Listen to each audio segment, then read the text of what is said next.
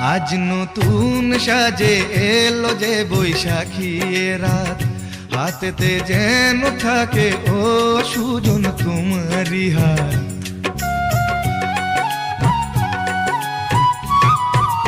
ও আজ নতুন সাজে এলো যে বৈশাখী রাত, হাতেতে যেন থাকে ও সুজন তোমারই হাত।